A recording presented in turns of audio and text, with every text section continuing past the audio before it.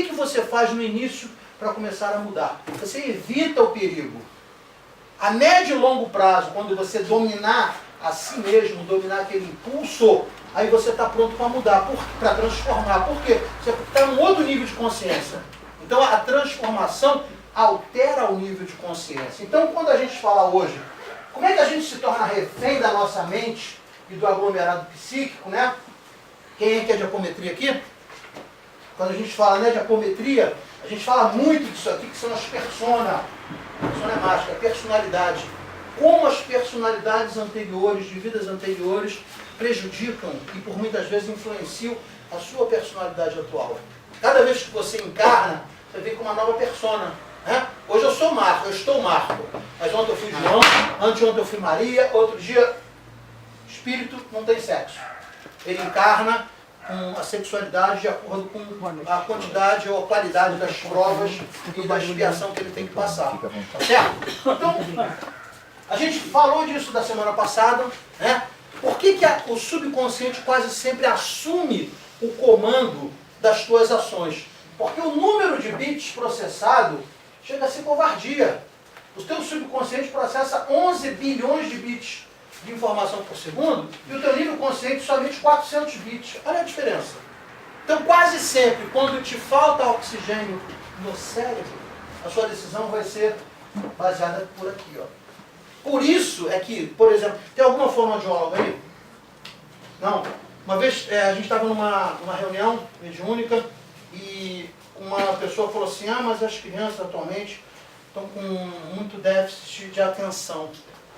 Aí na hora, não sei se era alguma entidade que estava comigo, mandou na hora para ela assim, você já reparou se essa pessoa é respiradora bucal?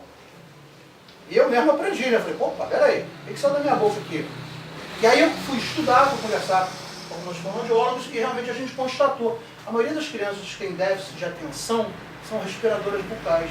Por que isso acontece? Porque para aumentar a sua capacidade de atenção e concentração, você tem que mandar oxigênio para o cérebro.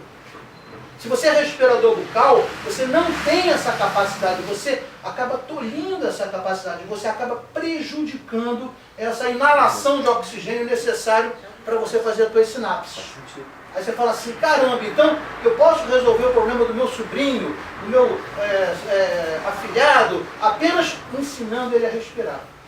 Era fundamental, eu falei isso para vocês, depois que eu me formei, eu fui fazer yoga muitos anos depois, e aí quando eu comecei a aprender a respirar, eu falei assim, meu Deus do céu, eu não sabia respirar. A respiração foi feita para fazer pelas narinas. Você quando tem aqui, depois a gente vai estudar a fisiologia do corpo sutil, logo acima das narinas, subindo aqui, onde pega o chakra ajna, tá? É o frontal, que muita gente chama aqui no ocidente, você vai ver que ele tem um fluxo que interliga com a medula e desce pelo bulbo e vai conectar o canal central, que é o sushumna. Então uma criança que não consegue mandar oxigênio, ela não capacita energeticamente o bulbo e aí dificulta, né, o diafragma, dificulta a capacidade pulmonar de expansão e ela não consegue jogar oxigênio suficiente lá para cima. Puxa, mas é tão simples, né? Respirar, mas tem pessoas que não conseguem. Respiram pela boca. Então você pode reparar, 99,9% de crianças com déficit de atenção são crianças que são respiradores bucais. Né? Tem um desvio do septo, tem um probleminha, vai ver que se respirar pelo nariz, a atenção começa a melhorar. E a gente vem falando o seguinte, o que é necessário para fazer a reforma íntima? 4 letras, começa com A, amor. Amor. Também, mas amor a si mesmo, né? Autoconhecimento. Mas tem uma sigla que a gente falou, atenção, concentração, intenção e vontade. Assível. Se você não treina o assível, dificilmente. Por quê? No momento que você for acometido de um problema, desequilíbrio emocional, se você não estiver atento e não estiver concentrado para reter ou frear aquele seu problema, ele vai cair aqui embaixo. Ó. E caindo aqui embaixo, amigo, vai sair pela boca. E saindo pela boca, como diria o nosso Mestre Jesus, não é o que entra pela boca que macula o homem, sim o que sai da boca. E aí, além da boca, vai sair o quê? Pensamentos. Vai plasmar Você vai estar criando formas de pensamentos que vão ser prejudiciais para você e para aquela outra pessoa que você está se relacionando. Aquilo que a gente escuta falar, que se você não põe para fora te faz mal, na realidade é o contrário. A pessoa está se controlando de repente e está produzindo efeito positivo. Olha só, a gente vai falar exatamente isso. Às vezes você tem um sentimento, você fala, se não botar para fora, eu vou ter um problema. Você vai ter que aprender a botar para fora, mas canalizando numa outra intensidade de energia. Por quê? Se você reter energia, realmente vai te fazer mal. A gente vai ver aí mais para frente como é que é o processo de educação disso, tá certo? Mas o que eu queria iniciar? Lembrando essa figura da aula passada, que é fundamental você ter essa capacidade de atenção e de concentração, senão você não retém, senão você não freia o teu impulso de desequilíbrio emocional. Para isso, você tem que estar com oxigênio no cérebro. O que faz uma pessoa nervosa? Pega uma pessoa que está nervosa, querendo brigar com alguém, querendo discutir, e fala assim, para, olha para o espelho. Está assim. O diafragma não está fazendo o movimento correto, o pulmão não expande o suficiente, não joga o oxigênio lá para cima, não tem oxigênio para pensar. Não tendo oxigênio para pensar, vai agir conforme o modelo mental que ela tem, que ela carrega. Que é a tendência, às vezes, genética. O que é o gene? O que é o gene? Ele nada mais é do que uma informação codificada através do teu campo mental. Então, quando você estuda o plasmar da genética espiritual, quando você vai formar o teu corpo espiritual para depois ser um modelo para o corpo físico, você passa o quê? As tuas informações de campo mental. Aquelas informações de campo mental, elas são agregadas no DNA. Por isso é que cada célula tem o seu DNA lá dentro do núcleo. Então, cada informação daquela é uma tendência sua. Uma tendência a se tornar violento, uma tendência a ter um determinado tipo de mazela. Então, você vem com aquela programação. Muita gente fala assim, mas isso não é genético, isso é espiritual. Ei, para. Tudo que é genético tem origem espiritual. O DNA é plasmado no campo mental, saindo a informação para fazer o quê? A indústria, vamos dizer assim, a malha que vai formar o corpo espiritual. É por isso que você, geneticamente, consegue entender. Agora, a gente consegue alterar, por exemplo, um genoma? A gente consegue alterar um DNA? Consegue. Isso é mais para frente. Quando a gente falar de ondas gravitacionais, que hoje cada vez mais a ciência começou a entender que as ondas gravitacionais existem, e elas podem ser canalizadas pelo cérebro, ou seja, o pensamento pode captar ondas gravitacionais. Daqui a pouco eu volto nessa conversa que ela é um pouquinho mais pesadinha, porque vai entrar um pouco na física. Mas está claro isso aqui? Isso aqui define o teu modelo mental, isso aqui define, na realidade, toda atuação que não tiver atenção e concentração. Muita gente pergunta assim, qual é o maior efeito, qual é o maior benefício da yoga? Aumentar a sua capacidade de atenção e concentração. Porque quando você está atento, quando você consegue se concentrar, a sua prece é mais fervorosa, você canaliza aquele fluido, que na realidade o que a gente chama de fluido são ondas e partículas. Tudo no universo se manifesta por emissão de ondas e partículas. O fluido, que Kardec chamava, fluido cósmico, na realidade é a emanação de ondas e partículas. E ondas e partículas interagem com as nossas ondas e partículas. Porque, por exemplo, se eu chutar uma bola aqui, pum, meu pé tocou na bola? Na física não. Houve uma repulsão entre os átomos do meu pé com os átomos da bola. Não tem o toque. O toque é fictício, a gente não consegue entender isso. Porque na realidade o que? Os átomos produzem repulsa. Então você começa a ver, puxa vida, então na realidade tudo isso aqui está em movimento, não tem nada parado. Nada que você possa imaginar está parado, tudo está em movimento. E esse movimento é movimento de partículas, movimento de prótons, nêutrons, elétrons, gluons, quarks, que formam essas partículas. Então esses contextos da física são importantes para você entender como o teu pensamento pode interagir, sim, com a emanação, por exemplo, de uma chama. Você pode canalizar a chama, que são ondas helicoidais, que na realidade são eletromagnéticas, e você pode direcionar pelo pensamento aquelas ondas e partículas emanadas pelo fogo para uma pessoa. Tipo assim, poxa pai, fazer com que, né, essa vela, né, ela possa ser direcionada a fulano. Muitos espíritas às vezes não entendem essa parte da física, falam assim, tem nada a ver acender vela, isso é ignorância. Não é ignorância não. O mundo não estaria enganado há 5.000 anos quando se pede para acender uma vela. Tem um fundamento sim, tá? Que é exatamente a apropriação do pensamento nessas ondas helicoidais, né? Elas têm formatos ígneos diferentes e elas podem ser apropriadas com uma informação, porque tudo no universo carrega informação, inclusive ondas eletromagnéticas. Alguém viu o filme Interestelar? Sim.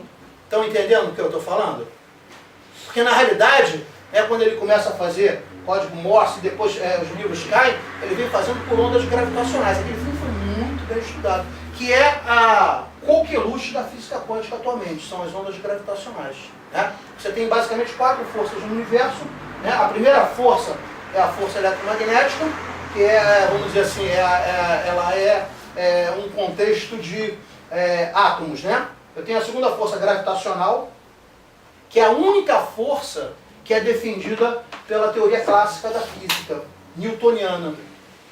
A energia ou a força eletromagnética do nuclear forte e nuclear fraca são defendidos pela física quântica. E a única força que é defendida pela física clássica, que é a newtoniana, é a física gravitacional. Qual é o problema hoje da ciência? Unificar as físicas. E eles vão conseguir. Em pouco tempo eles vão começar a entender que, na realidade, a gravidade emite ondas também. Porque todos esses que eu falei, ó, eletromagnética, nuclear forte, nuclear fraca, eles emitem ondas e partículas. E eles achavam que a gravidade não. E agora, com os novos estudos, recentes, tem umas 2 semanas isso, né, eles chegaram à conclusão que pode haver sim uma partícula chamada graviton, que é, na realidade, partícula de gravidade. E esse filme Interestelar sacou isso só há 10 anos atrás, porque essa teoria vem sendo colocada. E você fala assim, mas Bechara, o que eu tenho a ver com esse troço todo aí que você está falando? Você tem que começar a entender como é que o seu pensamento é poderoso. Não é à toa que André Luiz fala com muita propriedade em quase todos os livros dele do poder da mente, do poder do pensamento.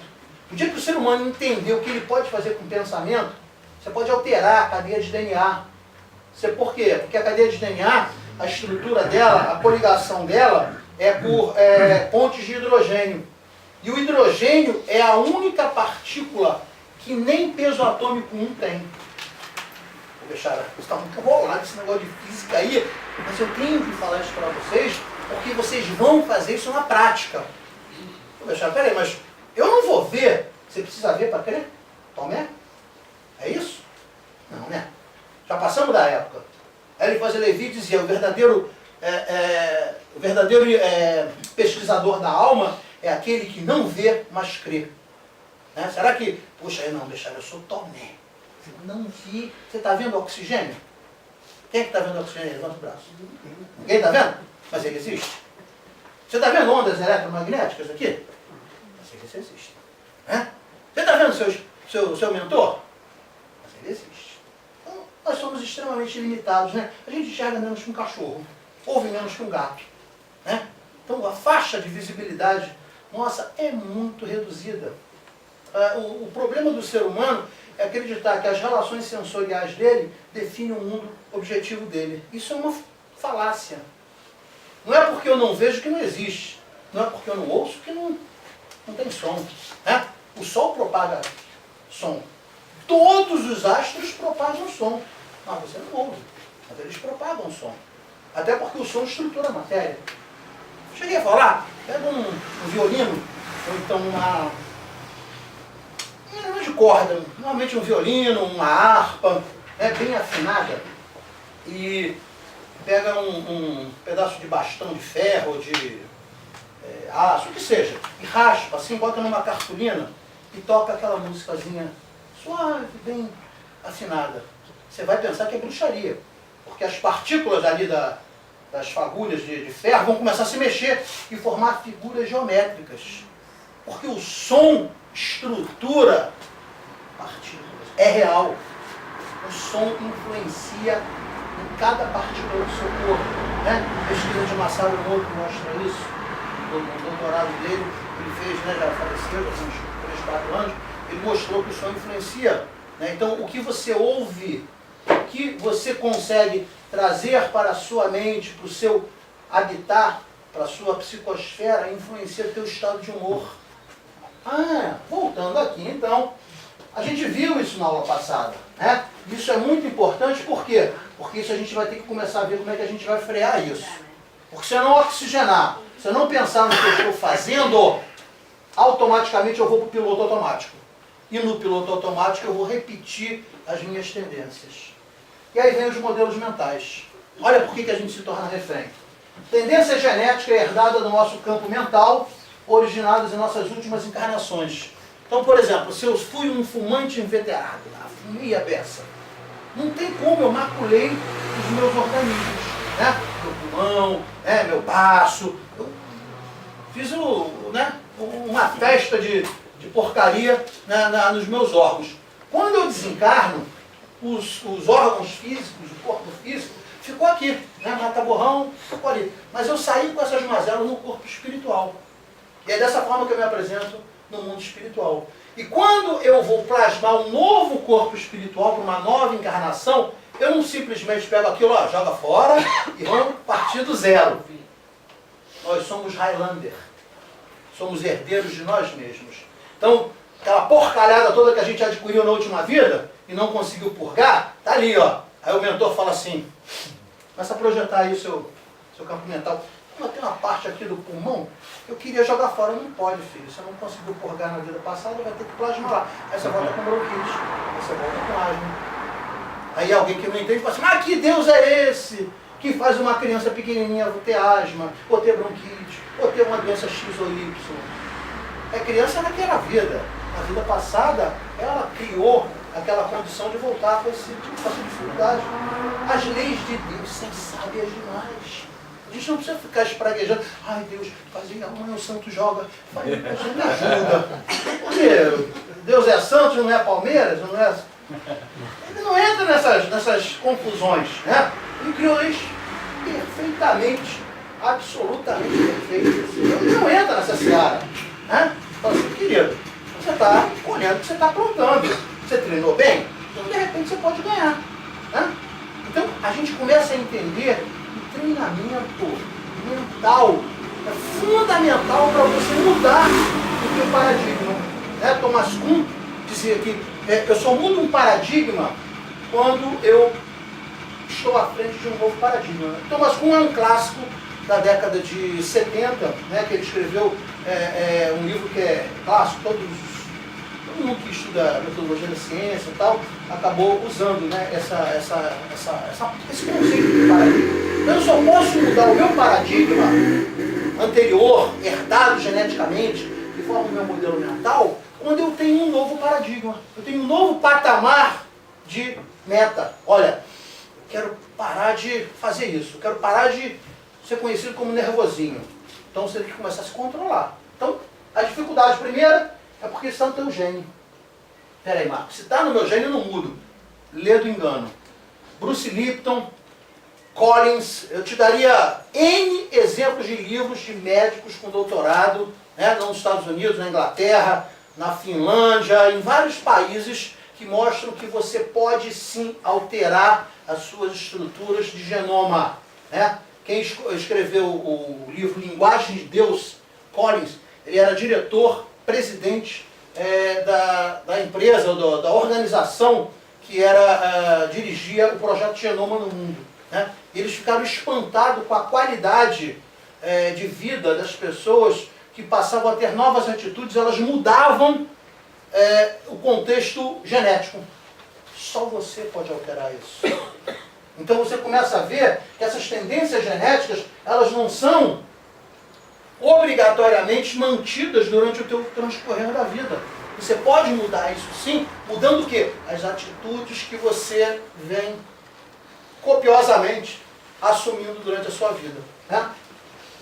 Reforço da tendência genética através das nossas atitudes, pensamentos e palavras. Você acaba reforçando. Você não consegue ver que você tem que partir para um novo paradigma e aí você reforça pelas palavras. Né? É aquela mãe, esse menino é impossível, parece não sei o quem. Você está reforçando aquele modelo mental do menino. Não fale nunca isso. Ah, olha, eu não sou capaz de fazer isso. Não, não é mesmo. Se você está dizendo para você que você não é amigo, ninguém vai fazer você conseguir fazer. Então você começa a ver que as palavras têm poder, é real. Né? Quem gosta muito de falar sobre o poder da palavra são os evangélicos, mas eles estão certos. O que você fala, você plasma. Né? Quando você vai trabalhar sobre protocolo, eu trabalho tanto em Antigoécia quanto em apometria sobre protocolo, as palavras são plasmadas e os médios todos concentrados naquelas palavras e tornando aquilo real. Tornando real. Então você fala assim, o que é trabalhar sobre protocolo? É você trabalhar com afirmações. Né? Eu sou isso, eu sou aquilo, eu sou a luz divina, né? O meu chakra da base é a luz perfeita, emanada por Deus. Aí você vai afirmando aquilo, afirmando, e acreditando, aquilo se torna real. Então as pessoas, por muitas vezes, os mais velhos são sábios. Não, meu filho, não fala isso do seu filho, não fala isso de você. Você está reforçando uma tendência genética. Tá certo? Ausência de delimitação no processo de aprendizagem durante a infância. A infância do ser humano, né, de todos os seres que têm contexto de vida, é a mais longa. Por quê? Porque é a que mais necessita de correção. E às vezes pais que foram muito tolhidos na sua infância, falam assim, ah não, meu filho tem que crescer com liberdade de pensar. Está estragando seu menino. Porque na realidade filho, neto, tem que ter delimitação. Olha só, você pode daqui a aqui, daqui para lá você não pode. Nem daqui para lá você não pode. Teu espaço é esse aqui. Ó. Se você não entender isso, você começa a criar um monstro. Né? Olha que bonitinho. Ah, ele subiu em cima da mesa e pisou no vestido da moça. Ah, mas ele é pequenininho. Pequenininho. Vem cá. Você acha bonito isso? Não, mas... Você acha bonito isso? Se fosse sua mãe, se fosse sua roupa, alguém pisasse. Então, ou a gente começa a entender que é necessário educar as crianças, ou a gente vai formar monstro. E também da adolescência é que vão o quê? Moldar um novo caráter, diminuindo as tendências genéticas que aquela criança vai ter quando despertar o seu, vamos dizer assim, a sua psique. Por que o adolescente tem crises, né? E as crises começam pelas estruturas hormonais que são alteradas. Porque ali ele começa, o processo de encarne vai até 21 anos. Hoje está reduzido com essa nova garotada aí, com 17 anos eles praticamente estão 100% encarnados. Por quê? A formação dos chakras, a formação dos filtros que protegem os chakras, tudo isso é levado em consideração. Então, se a gente não consegue entender a necessidade de novo aprender eu nego estar preso. Se eu nego estar preso, eu quero a liberdade. Qual a única forma de ter liberdade? Como o Mestre Jesus falou, conhece a verdade e ela te libertará. Então, eu tenho que buscar a verdade. Qual é a verdade? Onde é que eu busco a verdade? Quando Jesus, né, se cala frente a Pôncio Pilatos, quando Pôncio Pilatos olha para ele, mas qual é a verdade? Diz, olha para ele e cala. Por quê? Jesus está respondendo ele. Está respondendo com silêncio. Porque a verdade você só encontra no recolher do teu quarto. Apaga a tua luz, né? Recolhe-te ao teu quarto e apaga a tua luz. Quer dizer, fecha teus olhos e vai para dentro do teu coração. A verdade você busca dentro. A verdade não é fora. Então a única maneira de você conhecer a verdade é você refletir sobre as suas ações, é você olhar para dentro de você. Puxa, eu fiz isso errado. Nossa, uma vez eu vou ter que fazer isso. Puxa, mas eu já fiz. O que eu faço? Desconstrói. Você construiu alguma coisa errada por palavras, por atitudes, por pensamento, desconstrói. Como? Pensei mal, penso bem. Falei mal, falo bem. Agi mal, ajo no bem. Então, a gente tem essa capacidade de despolarizar alguma coisa que a gente possa ter polarizado de forma equivocada. Né? Presença de provas a qual sucumbimos. A prova só acontece depois que houve a purga. Por isso que o planeta é de expiações e provas, e não de provas e expiações. Primeiro você purga, primeiro você expia, bota para fora, mazela. Ok? Acabou? Não. Agora você vai provar que você está em condições de não repetir o erro. Puxa, bechara. É assim mesmo? É. Aí você lê lá o livrinho Céu e Inferno, né? E Tomás de Aquino fala para Kardec, né? Nenhum sentiu ficará sem a devida cobrança. Tudo que nós fazemos é registrado no campo mental. E passa a ter o quê? Uma cobrança de nós com nós mesmos. Então você começa a ver que essa presença das provas, que muitas vezes a gente acaba sucumbindo, ela na realidade reforça essa tendência genética. Porque na realidade é o quê? É o retrato do teu campo mental. E por último, a perpetuação da síndrome de Gabriela. Eu nasci assim, eu cresci assim, vou morrer assim, vou ser sempre assim. Meu amigo, socorro. Síndrome de Gabriela no século XXI não dá mais. Né? Você nasceu assim, beleza, você cresceu assim, agora você não precisa morrer assim. Você pode ser inteligente e mudar a tua forma de pensar, principalmente sobre você mesmo. O autoconhecimento é a base de tudo. Né? O Eliphas Levi é tido como um dos maiores escritores. Ele era britânico, mas na realidade ele se apresenta com um nome hebreu, porque perguntaram uma vez a ele por que ele botou esse nome, o nome Eliphas Levi. Né? Ele escreveu um clássico chamado Dogma de Alta Magia. Tá? É um clássico, e ele fala assim, ó, o verdadeiro mago, ou verdadeiro magista, é aquele que entende que para que ele possa fazer alguma coisa, primeiro ele tem que se purificar. Então, quanto maior for a sua capacidade de higienização dos teus nadis, né, que são os canais, né, que circulam energia, quanto maior for a sua capacidade de se purificar de coração, maior a sua capacidade de fazer coisas, curar. Todos nós aqui, sem exceção, temos a capacidade de curar. Só que você não vai conseguir curar se você estiver doente. Se eu estou doente, estou todo bloqueado de energia, como é que eu vou fluir energia para o meu corpo de alguém? Na física a gente chama isso de impedância. Né? Então, imagina que eu tenho um fluxo aqui, um tubinho, e aqui está cheio de bolinha gosmenta. Eu tento passar alguma coisa por aqui, não vai, porque aquela gosma não deixa. Assim é as máculas que nós criamos para nós, através dos defeitos. Mágoa, rancor, raiva. Então você não consegue curar o próximo, porque você não consegue nem se curar. Então para curar o próximo, para ser curador, você tem que ter higienização mental e orgânica. Por isso que a gente fala, vai trabalhar mediunicamente, 48 horas pelo menos, sem comer carne, sem fazer atividade sexual. Por quê? Porque a tua energia vai ser utilizada para fazer uma enxertíase, por exemplo, em um espírito que teve um membro amputado, sofreu um desastre e acredita que ainda está sem perna, então você precisa do ectoplasma humano, né, para poder fazer aquela enxertíase e ele se sentir melhor e ser levado para um grupo de socorro. Então nós estamos aqui para nos ajudar. E a gente não ajuda só encarnado, a gente ajuda desencarnado.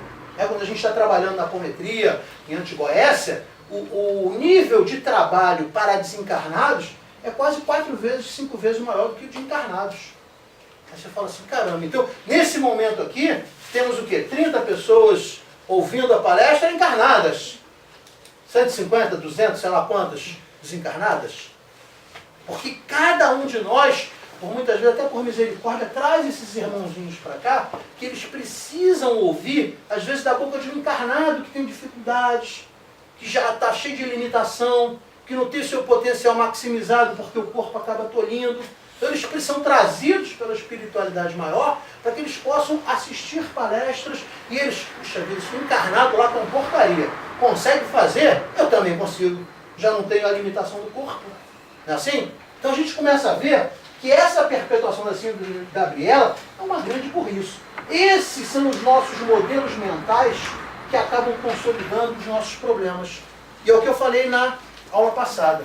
Todas as dificuldades que você encontra nesta vida, neste momento, ou em momentos passados, ou em momentos futuros, são originados em vidas passadas. Você já foi apresentado essa prova, você foi reprovado e a prova se apresenta de novo. Como é que é na escola?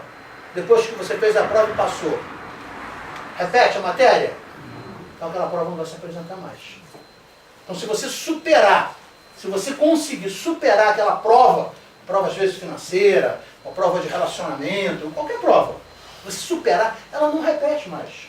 Né? Você lembra aquela moça que casou? Eu vou casar pela 9ª vez, pela 9ª vez esse marido é infiel sem vergonha. Tem alguma coisa errada com você, filha, não é com o marido. Você atrai, você tem sintonia pelos infiéis. Então a gente começa a ver, quando começa a se repetir a mesma, olha só, marido é tudo igual, só troca de nome, mas o problema são os mesmos. Você vai ver que o problema não está no outro, o problema está em você. A sintonia que você está trazendo, você tem que aprender alguma coisa. Se a gente vamos dizer assim, passa por uma dificuldade muito grande, puxa Deus, por que que eu estou passando? Não é por quê, para quê? Para que eu estou passando para isso? O que que eu preciso aprender com isso? Se você aprender, amiguinho, não vai repetir, tá certo? Então, como quebrar um modelo mental que reproduz os chamados looping? O que que é um looping? Cachorro correndo atrás do rabo, né? Então como é que eu vou quebrar isso? Só tem uma maneira. Para você quebrar esse looping, reconstruir uma nova forma de proceder, pensar e agir. Só tem uma maneira. É você se educar. Ex, do latim, do cherry. Ex, tirar de dentro, e condução. Eu vou pegar, por exemplo, uma raiva que está dentro de mim e falar assim, não, você não pode mais pensar em raiva. Pense em Jesus. Simplesmente pegue essa raiva e transforme em amor. Você não vai conseguir. Não é isso. Você vai tirar aquela raiva para fora de outra maneira. Você tem que tirá-la de dentro de você e conduzir ela. Eu sou muito violento, então eu vou fazer o seguinte, vai fazer boxe. Pega aquele saco bonito. Quando terminar o treino, você vai assim, tá com raiva? Estou cansado. Começou a entender? O início do processo de educação é você pegar a energia que está dentro de você e dar um novo sentido para ela. Detalhe, toda vez que você brigar com a sua mente, você vai perder. Você não vai ganhar nenhuma.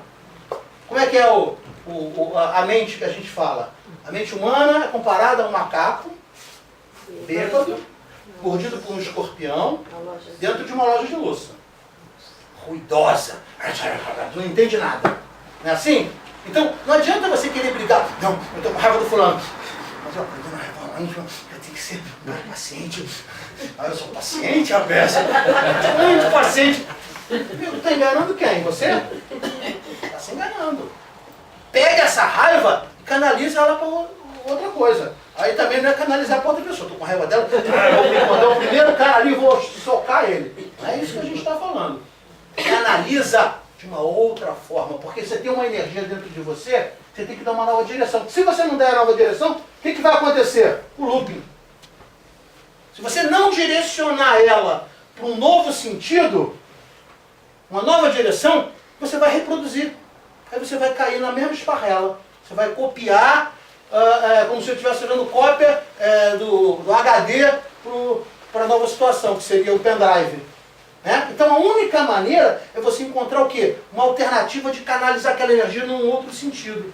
Tem pessoas que falam assim, olha, eu não tenho paciência, como é que eu posso canalizar esse negócio? Como é que eu posso treinar? Começa a fazer bordados, tricô. Você imagina um cara nervoso fazendo um tricô? Dá para imaginar? Vai furar até a mão. Não é isso? Vai rolar. Mas ele precisa de algum exercício para trazer a ele o quê? Controle da ação. O que é um impaciente? O que é a pessoa ansiosa? Aquele cara que não espera o resultado acontecer. Ela quer se antecipar o resultado, ela fica sofrendo. Será que eu passei? Então, será que eu não passei? Ai meu Deus do céu. Aí bebe. Aí vai adiantar o quê? Espera o resultado, filho. Não, mas eu tenho que fazer outra coisa. Vai ocupar sua mente com outra coisa. Se você não entendeu isso aqui, ó, eu não vou adiante. Todo mundo entendeu isso? O que é educar? Ex, tirar de dentro, e do cherry, condução. Conduz essa nova energia para uma nova realidade. Tira de dentro a sua sombra, pode ser um defeito, pode ser um vício, e conduz ela para uma nova realidade. Esse exemplo é bastante típico. Uma pessoa que é violenta, você bota ela para fazer lutas. Principalmente lutas assim, que desgastam muito jiu-jitsu, boxe, que ele vai sair ali do tatame, né, assim, ó. E aí, se o cara quiser brigar com ele, amigo, não, outro dia, estou muito cansado, pelo amor de Deus, hoje você não vai brigar comigo, tá? Por quê? Porque ele passou a pegar aquela energia que está sem freio e passou a gastar ela em uma nova direção. E aí, a médio e longo prazo, ele começa a se reeducar. Porque essa energia que estava dentro dele, que é genética, né, que é reproduzida energeticamente nos seus nadis, né, nos seus canaizinhos energéticos, ele está direcionando para uma nova realidade. Está claro isso? Isso é muito importante porque a gente vai posteriormente ter exercícios em cima disso. Tá? Quem é que viu o filme? Uma parte. Quem não viu, por favor, eu botei aqui, ó, tá aqui o link.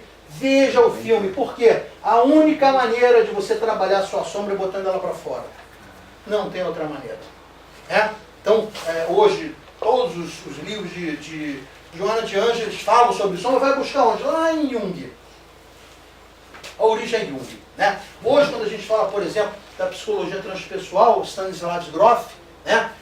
O que é a psicologia transpessoal hoje, pelos novos psicoterapeutas? É você trabalhar, por exemplo, através de sons, através de música. O Stanislavski Grof, e o que é a psicologia transpessoal? É a psicologia holística, é que cuida e entende o ser humano como um todo. Então, ela pega o aspecto espiritual também. Até porque psicologia, a palavra na sua etimologia, na formação, psico é mente ou alma, logia é estudo.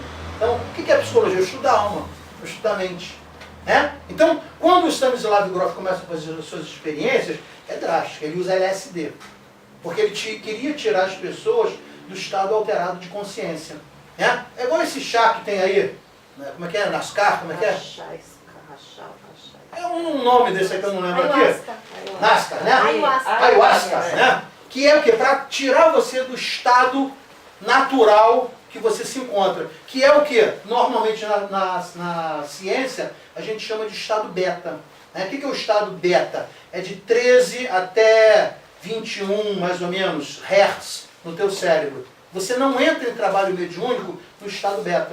Você tem que saber abaixar a tua situação de pulso eletromagnético no teu cérebro. Tem que baixar para o estado alfa, que vai mais ou menos de 7 a 12. Aí baixaria o teta e o delta. Aí os grandes yogins, né, que conseguem, inclusive, não ter mais a sensibilidade da dor, né, aqueles caras que são enterrados vivos, ele existe. É só você saber controlar o quê? O pulso elétrico da mente. Puxa, mas como é que o cara consegue isso? Pela respiração. Tudo começa com a respiração e com a meditação. Então esses exercícios, que pouco se fala, pouco se treina, eles são fundamentais. Você tem que aprender a respirar. Você tem que entender que a sua mente é um processo, né, global que vai reproduzir as suas tendências genéticas, os seus modelos mentais. Então o filme mostra exatamente isso, que quando você começa a combater as tuas sombras, a sombra pode ser, por exemplo, um cara que é violento, gosta de bater nas pessoas, pode ser um cara que é pedófilo, o outro, cada um tem a sua sombra, o outro porque é mau, gosta de matar, sei lá, qualquer coisa, né? Então você começa a ver que a única maneira é você colocar para fora, encarar e falar assim, como é que eu vou pegar essa energia que é tão forte dentro de mim e utilizar ela em outra coisa.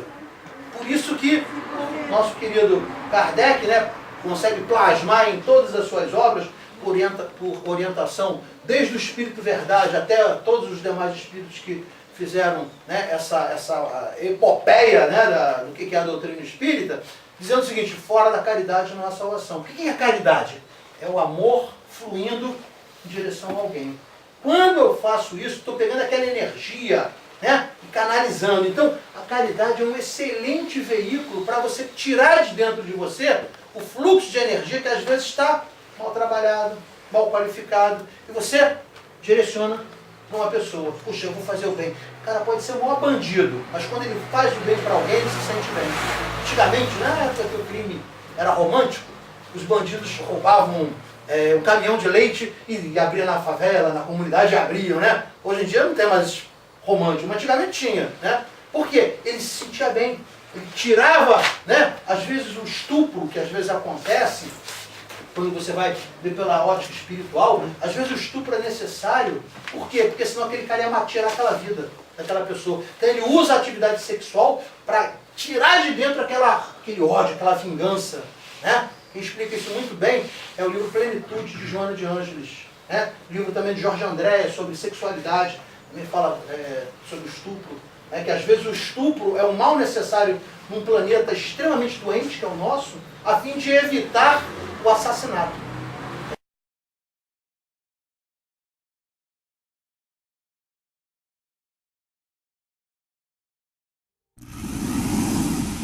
Vemos agora os chakras relacionados aos seus respectivos órgãos. Começamos pelos superiores, representados pelo coronário, frontal e ágina, anterior e posterior. Podemos observar o giro em movimentos de alternância, num ciclo permanente de emissão e absorção de energia. Vemos também a sincronia entre os anteriores e os posteriores. O coronário é o centro da sabedoria. Tem responsabilidade direta sobre as funções psicológicas, cerebrais e espirituais. Alimenta as células do pensamento e é o provedor de todos os recursos eletromagnéticos indispensáveis à estabilidade orgânica. É o centro de mais alta frequência. Na animação, o chakra Ajna, responsável pelas percepções visuais, vidência e clarevidência, aparece na sua parte posterior da mesma maneira que o frontal. Na verdade, eles se juntam, formando um só chakra, localizado na parte posterior da nossa cabeça. É aqui que o cordão de prata é inserido. O frontal é o centro da mente. Responde pelas funções da visão, da audição, do olfato e ainda administra o sistema nervoso central. É responsável também por uma vasta rede de processos da inteligência, que dizem respeito à palavra, à cultura, à arte e ao saber. O chakra laríngeo é o centro da expressão, regula a fonia, o sistema respiratório, o processo digestivo inicial, a pressão arterial e corresponde-se com as glândulas tireoide e paratireoide. O que na imagem se assemelha a uma pétala são os microtúbulos dos mais variados tamanhos. Eles giram em um processo sincrônico, sempre de forma complementar. O cardíaco é o centro do sentimento. Vemos a sua feição posterior e anterior. Ele sustenta os serviços da emoção e do equilíbrio geral. É o responsável pelas energias de todo o aparelho circulatório e se relaciona com o sistema nervoso parasimpático. O centro gástrico também é conhecido como solar ou centro de cura. Um chakra de baixa frequência, o gástrico é uma das mais ativas usinas de fluidos vitais para exteriorização. É responsável pelos processos digestivos e grande parte do metabolismo, atuando vigorosamente sobre o estômago e órgãos envolvidos na digestão. Dentro desses microtúbulos ocos, temos outros microtúbulos ocos. O chakra esplênico é um dos mais importantes. O centro do equilíbrio é também uma grande usina de fluidos. Ele regula a distribuição e a circulação adequada dos recursos vitais em nosso corpo. A feição de pétalas que vemos nessa animação é por conta dos microtúbulos maiores. O umbilical completa as funções do gástrico e do esplênico. Na sua parte posterior, ele é menor. Nós ampliamos para demonstrar de forma clara como esses chakras se interagem. O genésico, conhecido também como chakra sexual, é o centro das formas e elevação. Exerce grande importância nos processos genésicos. Elabora densos campos fluídicos que, quando bem canalizados, podem propiciar vigorosos potenciais energéticos no campo do amor e da criatividade. O chakra fundamental trabalha como se fosse o posterior do coronário. Ele está na base inferior da coluna vertebral, na região do períneo, entre o ânus e os órgãos genitais. Forma, junto com o genésico e o básico, uma tríade, tão importante como o coronário, o frontal e o ágina. Integrado ao genésico, esse centro trabalha principalmente na captação de energias vindas da Terra, oriundas dos raios gama, da água e dos metais.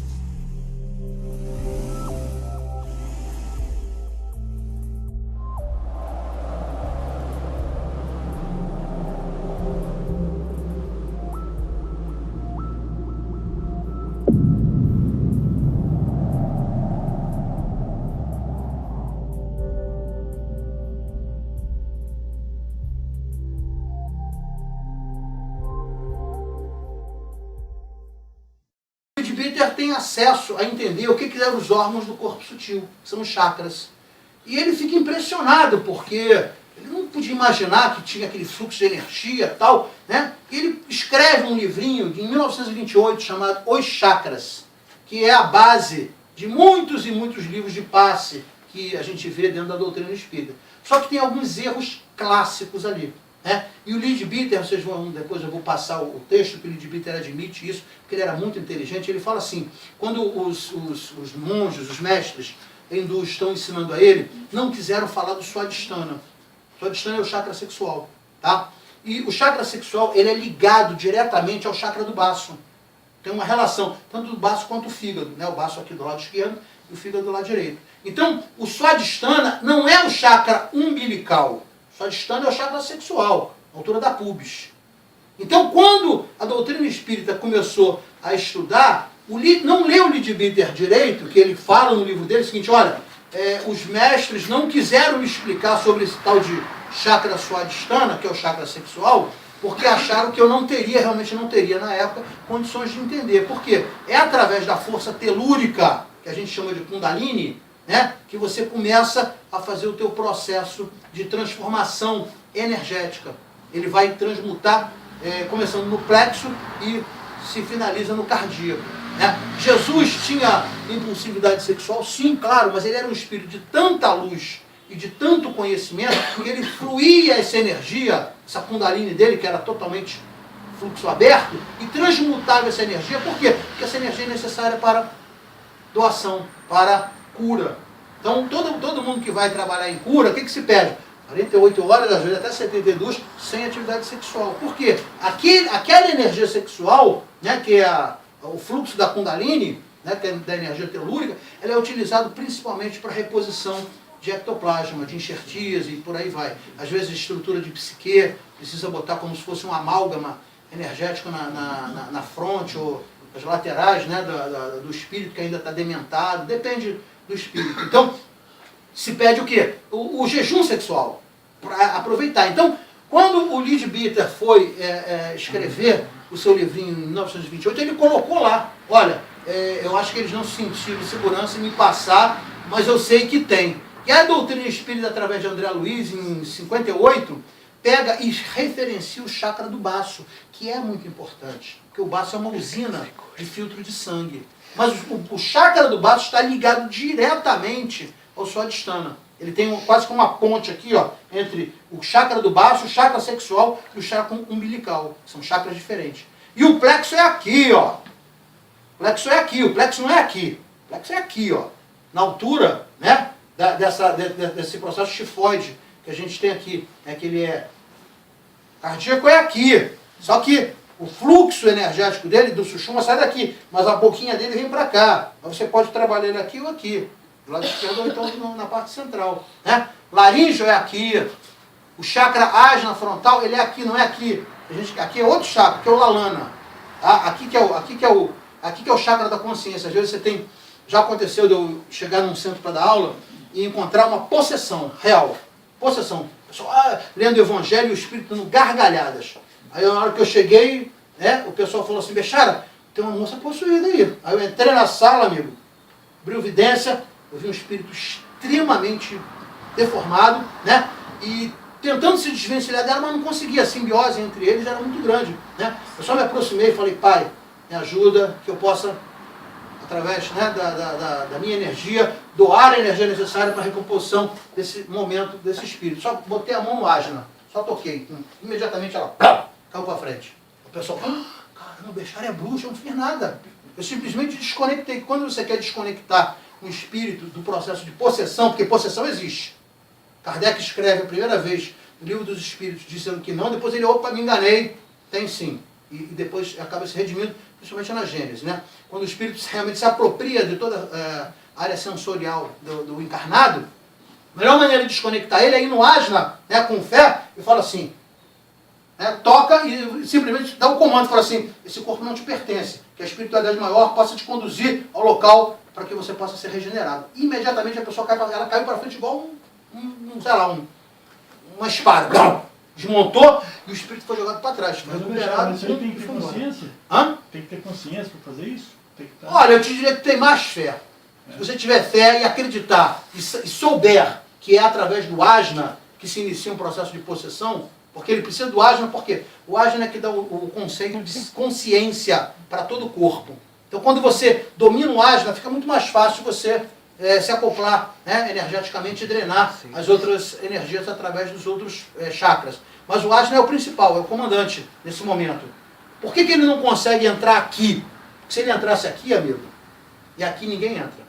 O chakra da coroa é inacessível por qualquer espírito trevoso.